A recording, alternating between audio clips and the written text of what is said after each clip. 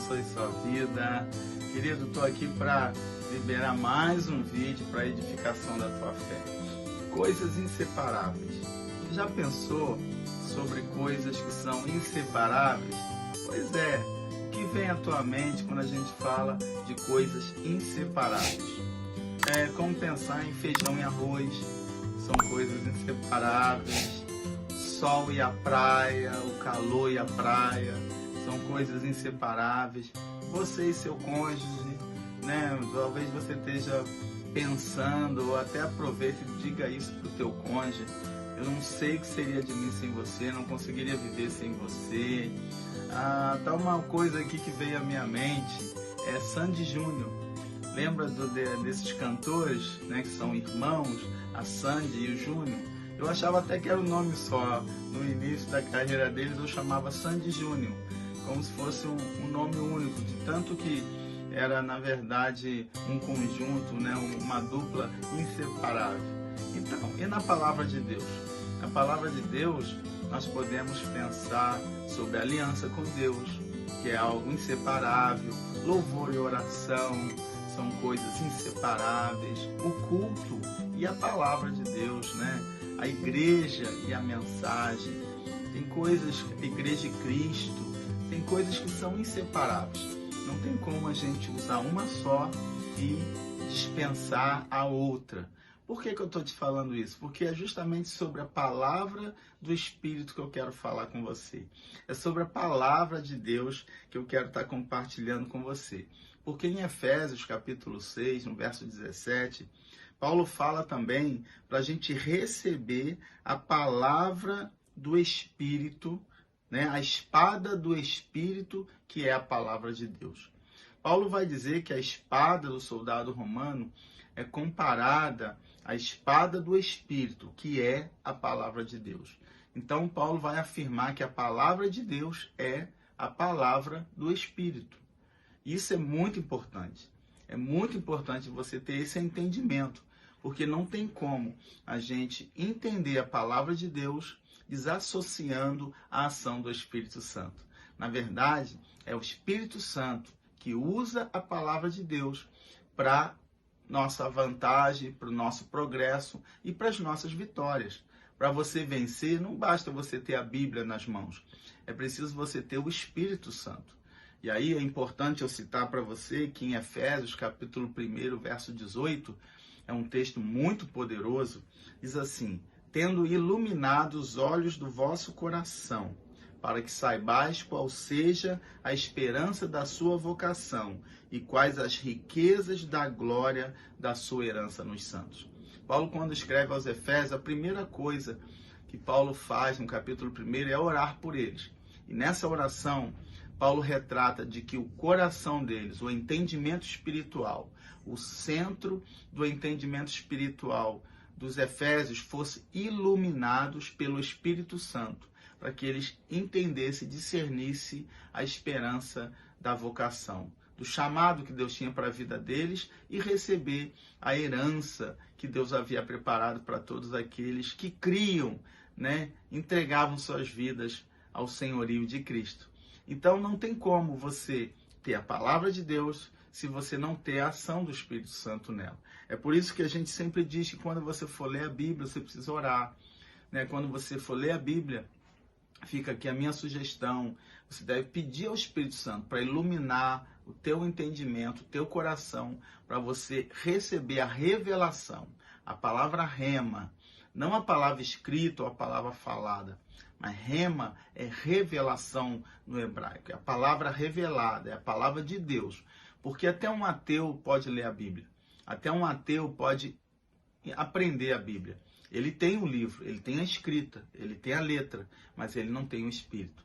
Paulo chega a dizer que a letra mata e o espírito vivifica. Porque muitas vezes nós nos tornamos legalistas, porque aplicamos só a letra. Usamos a Bíblia como um instrumento para agredir as pessoas, baseando-se naquilo que está escrito. Nós esquecemos de pedir o Espírito Santo para nos trazer o entendimento correto da interpretação da letra para poder aplicar a vontade de Deus aos corações daqueles que ouvem. E é muito importante a gente entender isso, porque Paulo vai dizer que ela é uma espada poderosa, é uma arma de ataque. A espada é uma arma de ataque e a palavra de Deus é uma arma de ataque. Guarde isso. O Antigo Testamento associa a palavra de Deus com uma espada. Em Salmo 45, verso 3, ele faz um alerta: cinge a tua espada, a tua coxa, ó valente, na tua glória e majestade. Então, quando o Antigo Testamento se refere à palavra de Deus como uma espada, está se referindo até mesmo a Moisés, quando ele recebeu a Torá como uma espada que iria ferir poderosamente os adversários do povo de Israel. E é importante você entender que como nós podemos associar o Espírito Santo à palavra de Deus. Porque é o Espírito Santo que vivifica a palavra. É o Espírito Santo que ilumina o nosso coração para entender a vontade de Deus. Mas é o Espírito Santo também que usa a palavra a nosso favor. Que usa a palavra de Deus para nos dar vitória diante das dificuldades, diante da Covid, diante do mundo, diante de Satanás, diante de tantos ataques que nós estamos enfrentando. A palavra de Deus é vitalizada pela ação do Espírito Santo, ela é vivificada pela ação do Espírito Santo. Sem o Espírito Santo é só um livro, é só letra, é só escrita. E muitas pessoas não têm contato com a Bíblia, mas eles não entendem nada às vezes. Por quê? Porque falta a ação do Espírito Santo, iluminando o entendimento dele. Há uma coisa interessante que eu quero dizer para você. Paulo escreve, aqui sobre a espada do Espírito, não para se referir ao Novo Testamento. O que seria essa palavra? Paulo está dizendo aqui que a palavra de Deus, que é a espada do Espírito, não era o Novo Testamento, porque eles não tinham o Novo Testamento escrito ainda. Eles tinham ela em cartas soltas que eram enviadas para as pessoas, mas que eles não tinham ela como palavra de Deus. A palavra de Deus, muito citada na Bíblia, ela se referia ao Antigo Testamento, que já tinha como escrita, e eles usavam como estudo, mas também se referia à palavra pregada, à palavra falada. A palavra que Paulo pregava, como ele dizia, a palavra da fé que pregamos. Quantas vezes Paulo associava a essa expressão? É a palavra de Deus, a palavra de Cristo que nós pregamos. Então a palavra de Deus se referia ao Antigo Testamento e se referia também à palavra que eles pregavam. Uma outra coisa importante que você precisa entender, em Apocalipse capítulo 2:16, diz: arrepende-te, senão virei a ti sem demora, e lutarei contra eles com a espada da minha boca. Algumas vezes ela se refere à espada que saía da boca de Cristo. O que é isso? Uma alusão à palavra falada, à palavra pregada. Então a palavra de Deus, ela é usada pelo Espírito Santo não só quando nós lemos as Bíblias, mas quando nós ouvimos a pregação do Evangelho. É por isso que a fé vem pelo ouvir e ouvir a palavra de Deus. Porque a fé é gerada quando você ouve a palavra e pela ação do Espírito Santo, ela cumpre o propósito pelo qual ela tem para você.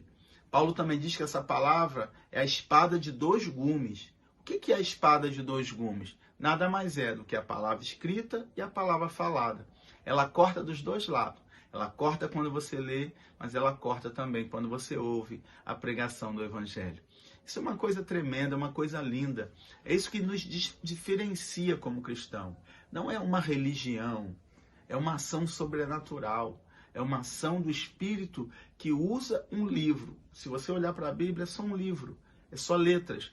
Mas quando o Espírito Santo toma aquela leitura, aquilo se transforma na revelação de Deus vivo e verdadeiro na tua vida para te dar vitória.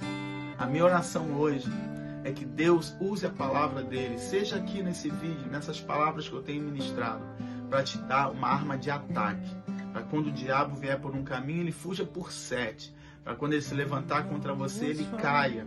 Para quando todos os gigantes que você tem para derrubar nesse dia sejam derrotados, porque você vai dizer para ele assim: tu vens a mim com lança, escudo, espada, eu vou a ti em nome do Senhor dos Exércitos. E a sua palavra vai derrotar o seu adversário. Foi assim que Davi venceu Golias. Na verdade, a batalha de Davi e Golias foi uma batalha de palavras. Golias o ofendia E Davi revidava dizendo o quê?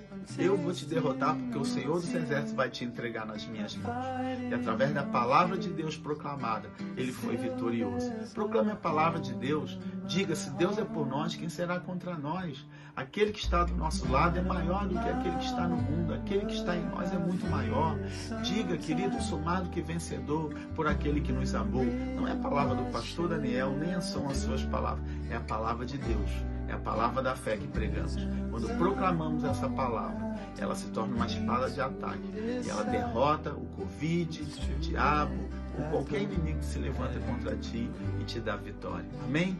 Que essa palavra traga vitória para você nesse dia, em nome de Jesus. Ore comigo nesse momento. Pai, eu quero te fazer um único pedido hoje.